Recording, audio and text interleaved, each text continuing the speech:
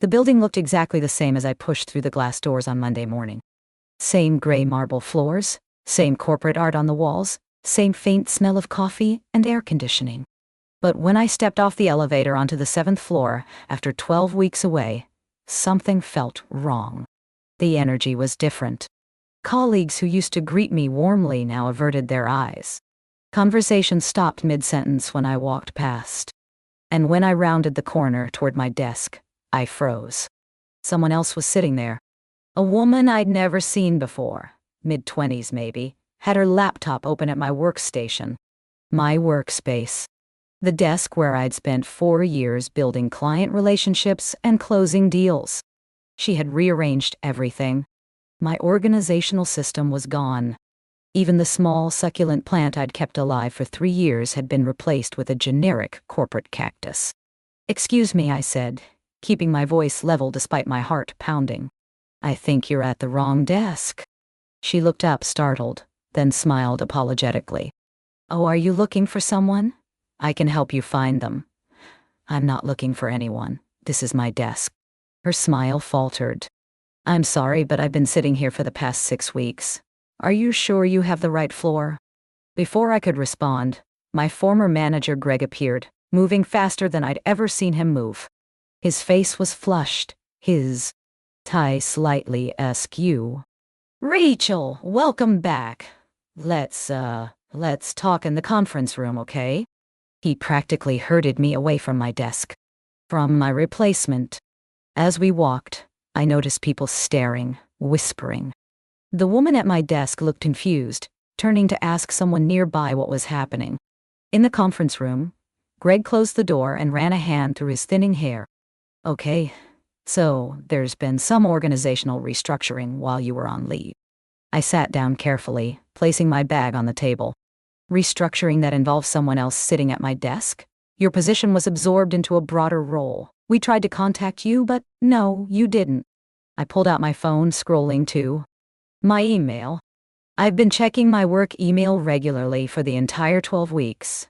I received exactly 3 communications. One about benefit continuation, one automated reminder about the all-company meeting I obviously couldn't attend, and one survey about the holiday party. Nothing about restructuring, nothing about restructuring, nothing about being replaced. Greg's face went red. "Well, should have. Look, let me get Denise down here. This is really her territory." He left the room in a hurry. I sat alone in the conference room, staring at the same motivational poster I'd looked at hundreds of times before. Success is a journey, not a destination. The irony wasn't lost on me. I pulled out a small folder from my bag. Documents I'd brought just in case.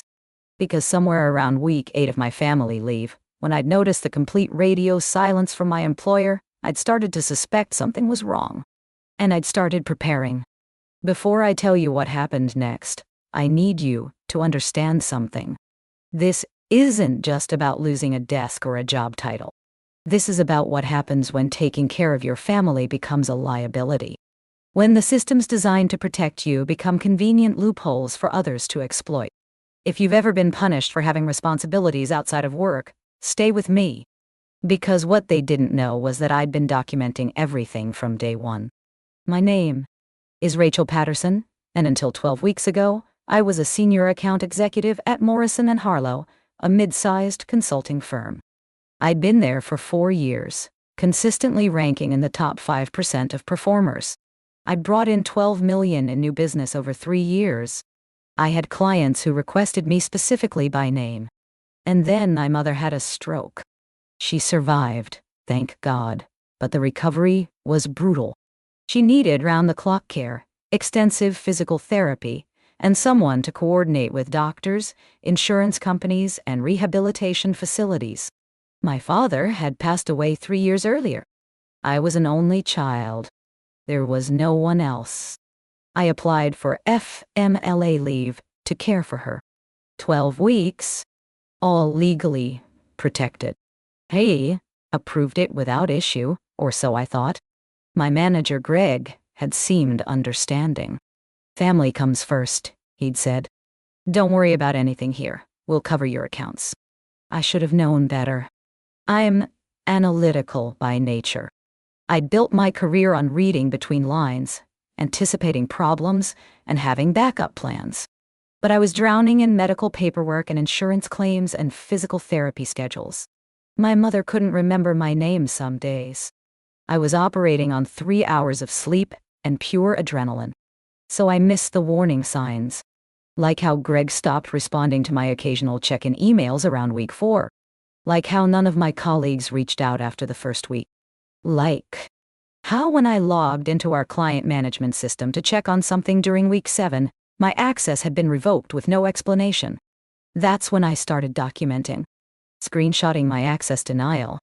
Saving every email I'd sent that went unanswered. Checking our company directory to see who was now assigned to my former clients. And that's when I found her. Jessica Huang. New hire. 26 years old.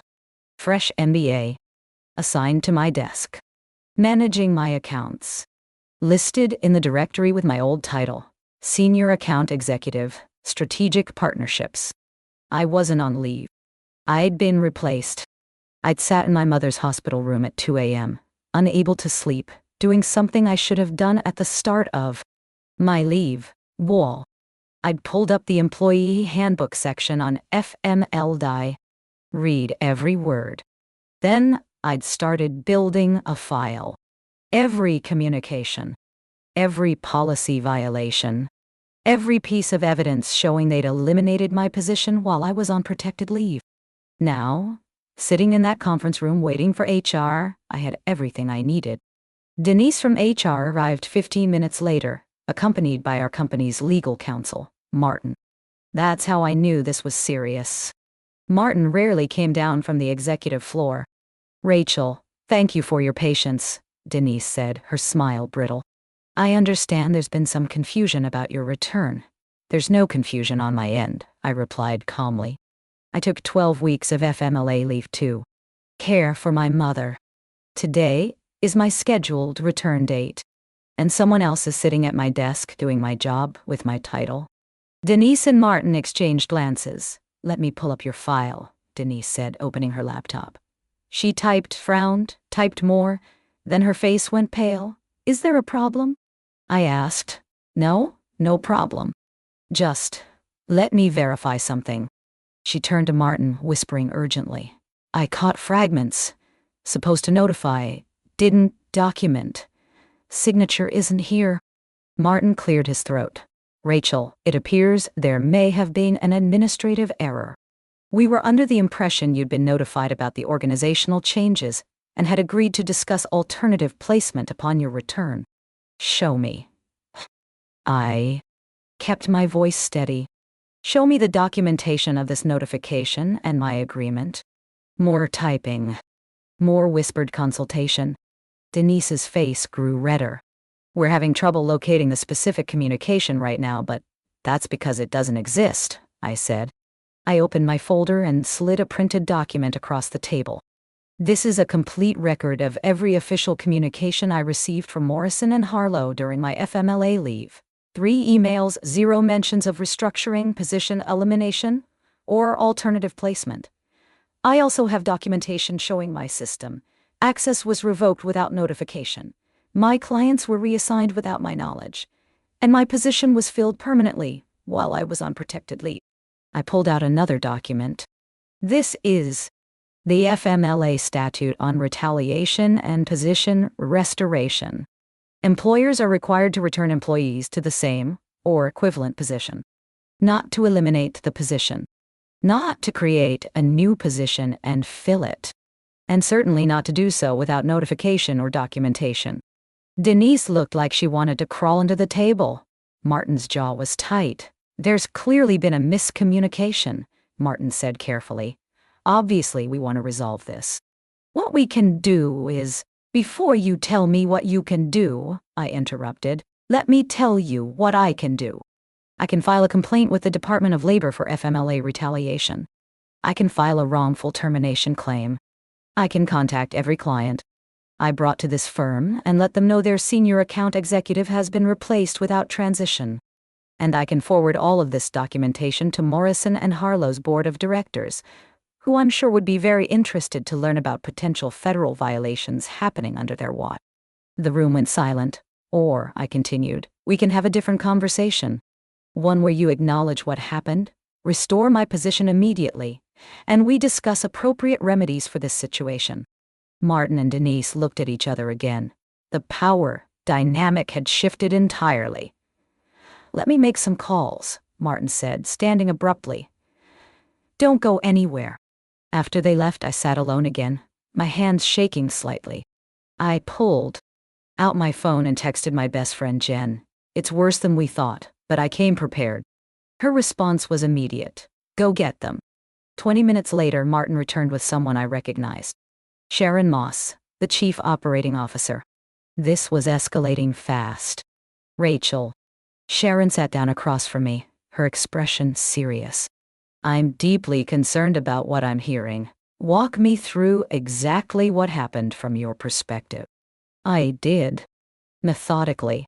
Starting with my FMLA application, the approval, the lack of communication during my leave, the access revocation, the discovery of my replacement, and my return today to find someone literally sitting at my desk. Sharon listened without interrupting, her expression growing darker with each detail. When I finished, she turned to Martin. How did this happen? We're still investigating the breakdown in communication, he said carefully. That's not good enough. Sharon turned back to me. Here's what I can tell you right now. Your position will be restored immediately. Jessica Huang will be reassigned to a different role. You will receive back pay for any compensation difference that occurred during your leave. And we will conduct a full review of how this situation was allowed to happen. I appreciate that, I said. But I need more specificity. What does restoration look like? Same clients, same desk, same responsibilities? Yes to all of the above, Sharon said firmly. Effective immediately. And what about Jessica? She seemed blindsided when I arrived. Was she told she was temporary? Sharon's face tightened. That's being investigated as well. Because if she was told this was a permanent position, then someone lied to her too. This isn't just about me. This is about systemic failures in how this company handles protected leave. You're absolutely right. Sharon stood. Give me 2 hours. I want to make sure we do this correctly. After she left, I finally allowed myself to exhale. My phone buzzed with a text from my mother's nurse. How's the first day back? I smiled despite everything. Eventful. Tell her I'm okay. The next 2 hours were surreal. I was given a temporary workspace in an empty office while they prepared for my return. I could hear urgent conversations happening behind closed doors. Jessica was escorted out, looking confused and upset. Greg avoided making eye contact when he walked past. Other colleagues started appearing at my temporary office door. Cautiously, apologetically. Rachel, I'm so glad you're back, said Marcus from business development. I tried to tell them this was wrong, but did you? I asked directly. Did you actually tell them? Or did you just think it was wrong? He had the decency to look ashamed. I should have said something. Yes, you should have. Sarah from the neighboring team brought me coffee. For what it's worth, a lot of us were uncomfortable with how this was handled. Jessica kept asking questions about why everything was set up specifically for a Rachel, and they told her you'd been let go for performance issues. That made me sit up straight. They told her what? That you'd been terminated for poor performance before your leave. That they were just being respectful about your family situation by not making it public. I felt rage burn through me, cold and clarifying. They hadn't just replaced me. They'd assassinated my reputation to justify it. I pulled out my laptop and accessed our shared drive. My performance reviews were still in the system. 4 consecutive years of exceeds expectations ratings. 3 President's Club awards for top performers. Documented praise from clients. Commendations for bringing in high-value contract. I downloaded everything and added it to my growing file. When Sharon returned exactly 2 hours later, I was ready with a new list of concerns. Before we finalize my restoration, I said, I need clarification. What exactly was Jessica told about my position? Sharon hesitated. That's part of our investigation. Was she told I was terminated for performance issues? The look on Sharon's face told me everything. Where did you hear that? Multiple colleagues, which means it was spread widely enough to become office gossip. Which means my professional reputation has been damaged while I was on protected leave caring for my disabled mother. Sharon closed her eyes briefly. Rachel, I'm not telling you this to be difficult. I said, I'm telling you because any resolution needs to address the full scope of what happened. It's not just about a desk and a title. It's about false statements made about my performance. It's about a replacement being told lies. It's about colleagues believing I was fired. These are damages beyond just position restoration. Sharon nodded slowly. You're right. Let me add that to the remediation discussion. There's one more thing, I added. I want to know if this has happened to other employees. Because if I'm the first person this has happened to, that's one kind of problem. If I'm the latest in a pattern, that's something else entirely. That's not something I can discuss. Then I'll file a broader complaint and let the Department of Labor investigate patterns themselves, I said calmly. Your choice. Sharon studied me for a long moment. You've given this a lot of thought. I had 12 weeks and a lot of sleepless nights. 2 days later, I was back at my desk. My actual desk, restored to something resembling my original setup. Jessica had been moved to a newly created position in a different department with assurances that the situation hadn't been her fault. Some of my clients had already been briefed on my return, but the real victory came 3 weeks after that. I was called into Sharon's office for what she termed a resolution meeting. Martin was there, along with someone new, Evelyn Park, the chief people officer. Rachel, thank you for your patience as we've investigated this situation, Evelyn began. What we've found is deeply troubling. Your experience, while particularly egregious, was not an isolated incident. She slid a document across the desk. In the past 3 years, 7 employees at Morrison and Harlow have returned from FMLA leave to find their positions eliminated, significantly altered, or given to someone else. 6 of those 7 were women. 5 had taken leave for family caregiving. All 7 ultimately left the company within 6 months. I felt my stomach drop. 7 people. The pattern suggests systematic failures in how this company manages protected leave, Evelyn continued. More specifically, it suggests that certain managers have been exploiting leave periods to make personnel changes they wanted to make anyway, using the employee's absence as cover. Let me guess, I said. Greg was involved in multiple cases. Greg was the manager in 4 of the 7 cases, Evelyn confirmed. He's been terminated effective immediately. I sat back, processing this. What about the other 6 employees? The ones who left? We're reaching out to all of them with settlement offers and formal apologies. We can't undo what happened, but we can acknowledge it and provide compensation. Sharon leaned forward. We're also implementing new protocols. Mandatory notification systems for any personnel changes during leave periods.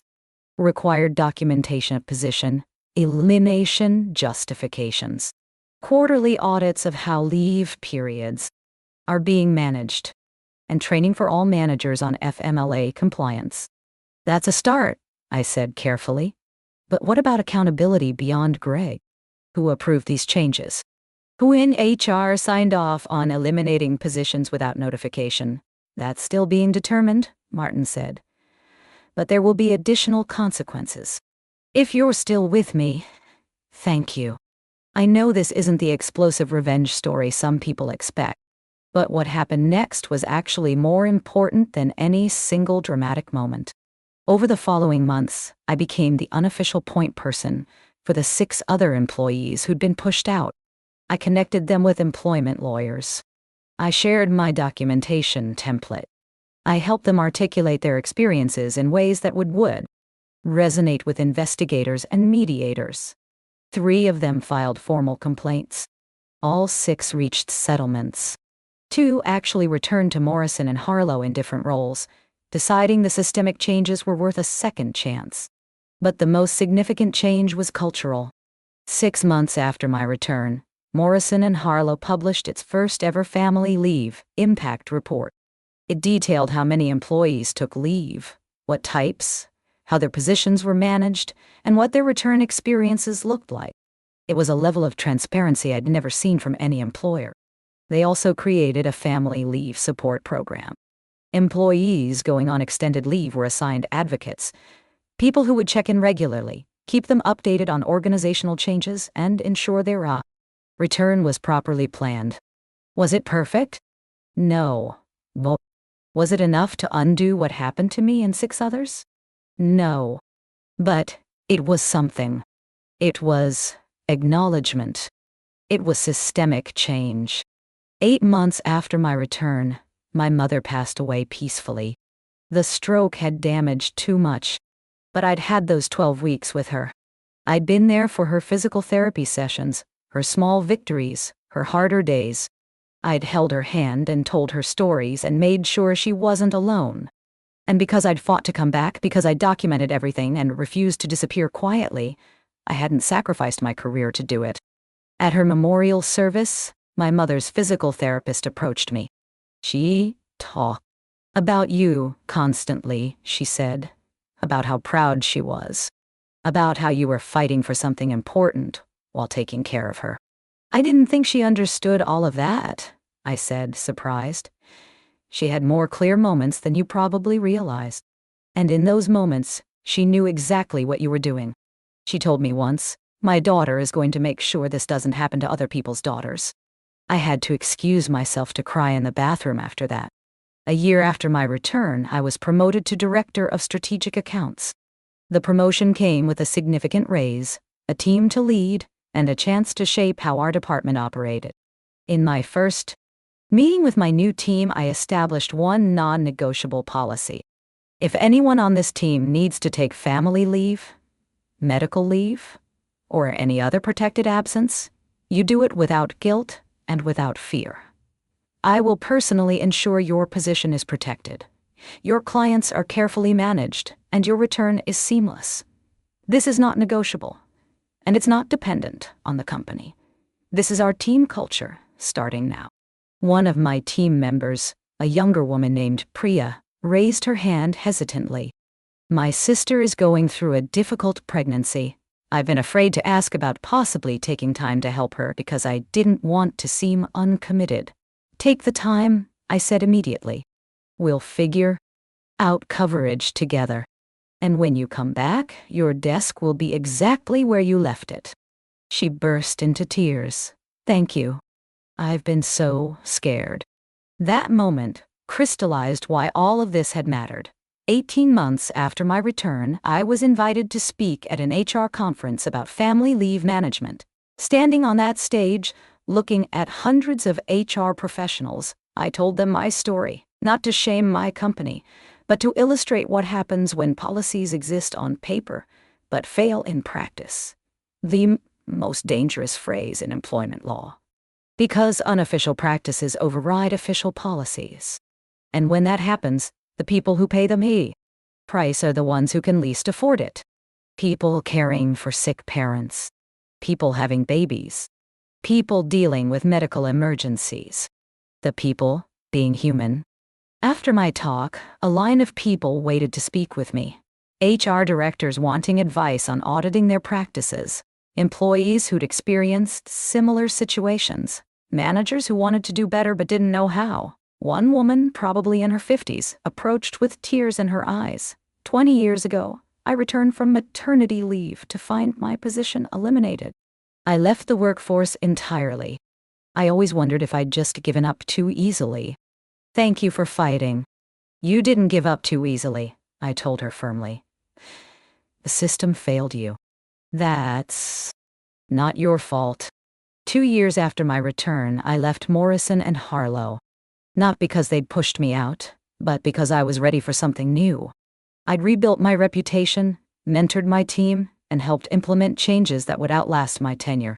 I joined a smaller firm that specialized in employment consulting. My role? helping companies audit their leave management practices and redesign systems to actually protect employees. It felt right. Taking my worst professional experience and turning it into expertise that could prevent others from suffering the same way. On my last day at Morrison and Harlow, Sharon asked to meet with me one final time. "I know we didn't handle your situation correctly initially," she said. "But I hope you can see that we've tried to do better." "You have," I acknowledged. "That matters." "The question I keep coming back to," she said, "is how many other Rachels are out there at other companies right now, coming back from leave to find they've been replaced, not having your skills or resources to fight back, just quietly disappearing." "Thousands," I said, "probably tens of thousands. Because most people don't document everything. Most people don't know the law well enough to recognize violations. Most people are too exhausted from caregiving to fight." "What can I do?" "Tell this story," I said. "When you speak at industry events, when you mentor other executives, talk about what happened here. Not to embarrass the company, but to warn others. Make it clear that doing the right thing isn't just legally required. It's possible, and failing to do it has real consequences." She nodded. "I will." 3 years after the day I walked back into that office to find a stranger at my desk, I received a LinkedIn message from Jessica Huang, the woman who'd unknowingly replaced me. "Hi, Rachel. I know this might be awkward, but I wanted to reach out. I've thought about our situation a lot over the years. I was so young and didn't fully understand what had happened until much later. I'm sorry for any pain I inadvertently caused by accepting that position. I've since become an advocate for family leave protections in my own career. I wanted you to know that your fight changed how I think about this work." I wrote back immediately, "Jessica, you have nothing to apologize for. You were lied to just like I was abandoned. I'm glad you're doing this work. We need people at every level fighting for systemic change." If you've made it to the end of this story, thank you for listening. I know it's not a tale of spectacular revenge or dramatic courtroom victories. It's a story about documentation, persistence, and refusing to accept that being human makes you disposable. The truth is, they tried to erase me while I was caring for my mother. They failed because I prepared for the possibility, documented everything, and insisted on accountability rather than just personal vindication. If you've ever been pushed out during family leave, medical leave, or any other vulnerable time, I want you to know your value isn't determined by how conveniently you can be replaced. It's determined by what you build, what you stand for, and how you respond when tested. And if this story resonated with you, please like and subscribe. Share your own experiences in the comments, especially if you've faced retaliation after taking protected leave. Your stories create the pressure for change. They help others know they're not alone.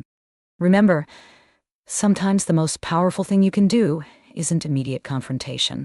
It's careful preparation, thorough documentation, and insisting that systems change to protect everyone who comes after you.